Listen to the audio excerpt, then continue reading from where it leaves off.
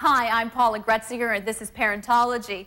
Many grandparents are raising their grandchildren today. How are they doing it? They'll tell you how.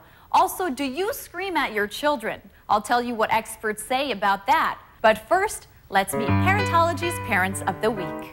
I'm Shirleen Lucas, and I'm a grandmother, and I'm taking care of my 7-year-old grandchild. My name is Linda Hastings, and I'm raising 3 grandchildren, which 2 are disabled. My name is Mary Jane Foley. I'm a grandmother, and I'm raising my 11-year-old grandson. Grandparents are an important resource for both parents and children. They routinely provide child care, financial assistance, and emotional support. Many grandparents today are stepping in to raise their grandchildren when the children's own parents are not able or willing to do so. Joining me today is Mary Jane Foley, Linda Hastings, and Shirleen Lucas. Thank you so much for joining me today. You're welcome. Thank you. How do you do it? You started with your own children, and now you're parenting your grandchildren. Get up every day and just do it. You know, if I don't do it, who's going to take care of them? We go to the community. I stay involved with the school. I go to our grandparents group, interact with the other grandmothers, and from one organization, you might find out about something else, or you know, another program, or just sit and discuss and find out what she did, if it works, you know. Every morning that I get up and I say, help me get through this day. You have an 11-year-old. An 11-year-old, boy. That's correct, a boy. And I just do what I have to do, but this time I do it better because I learned from the mistakes of the other 2, of my own children. How about you, Shirleen?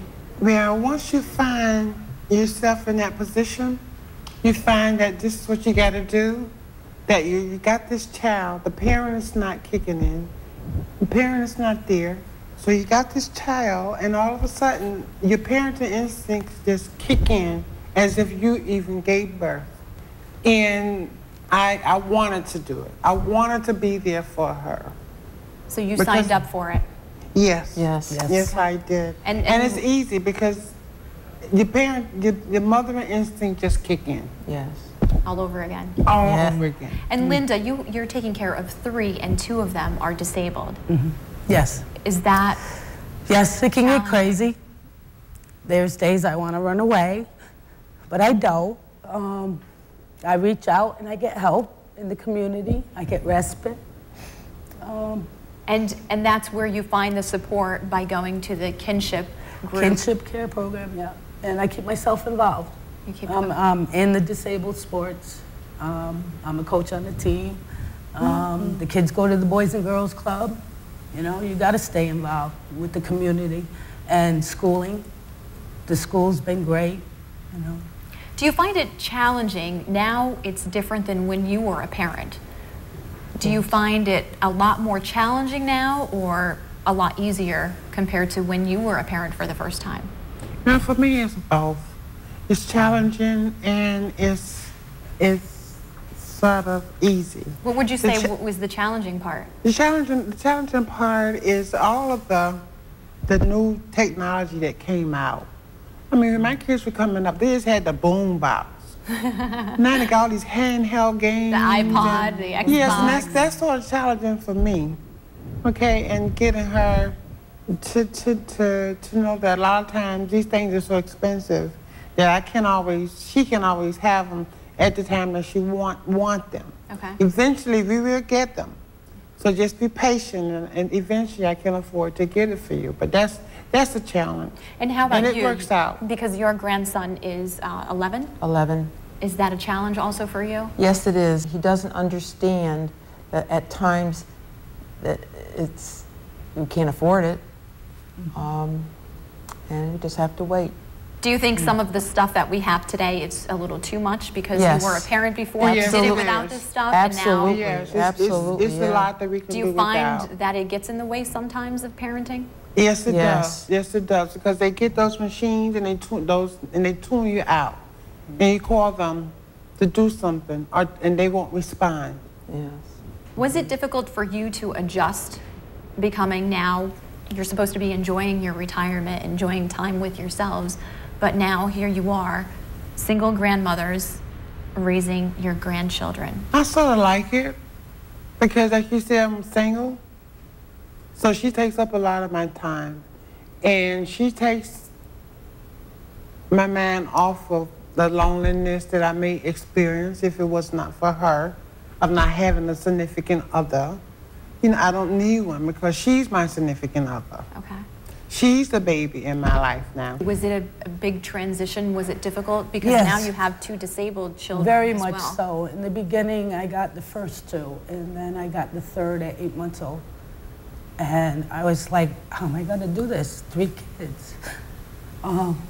So I'm very blessed because I have God in my life, and I have a good family that helps, and they take the kids. So I get a break once a month. So you do get time for yourself Once as well. a month, I get a break, and I get a little bit of respite for my one grandson because he's autistic, and I do look forward to that. You need it. And what's the best part of it? What is, you know, taking the struggles and, There's you know, smiles, sometimes wanting to run laughs. away? What's the good thing about it? I love you, Grandma. Yes. When you hear that. All You the know, love I love you, Grandma. and the hugs and the support that they try to give you. Do you see any traits, similar traits from when you were a parent and now grandparent? Do you see similar traits from your children? Yes, I do. I do with my 11-year-old, yes. And do you try the same parenting techniques, or have you changed something different? I've tried changed. something different? I've changed. Me too. She's so much like her mom until I do something totally different with her. Yes, I do not too. make the same mistakes with her. I do something totally And does it different. work this time? Does It works. Yeah. It Yes. works. And do they respond to you, or do they see you different because you're a grandparent?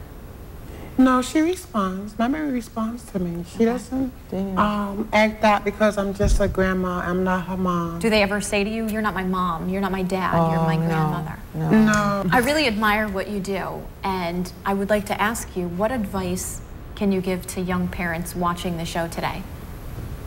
Don't lose your cool. Try to be as patient as you possibly can with your baby.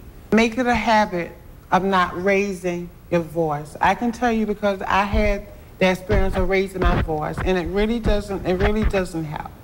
So if you can just try to make that a habit, and if you need to discipline your child or you want to give her time out, maybe you could, that's what I do tomorrow. I take her time. I go to my room and shut my door. Instead of giving her time out, I turn the TV off or something like that. And pretty soon she'll come rapping at my door, "Nana, are you okay?" So young parents, that's all you have to do. Just take a time out for yourself and try to do things with your babies as often as you can. Don't give up. Reach out for help if you need it. Pick up that phone. Get involved. Just like with the school, you were mentioning about the school. You got to be involved. You got to go to the meetings, you know. If they have special ed, you got to be at the special meetings. You got to fight for everything they need, you know, because they're babies. Right. My advice is to show them love and being there. They learn from you. Well, ladies, thank you so much, and really, I admire what you do. Thank you so much for all your advice. Thank you. for having welcome. me. Thank you. And if you would like to learn more about the topic or have a question for one of these grandmothers here today, just log on to my website, parentologywithpaula.com. Coming up next, I'll be talking to an expert that says screaming is not effective. She has some tips on how you can control it.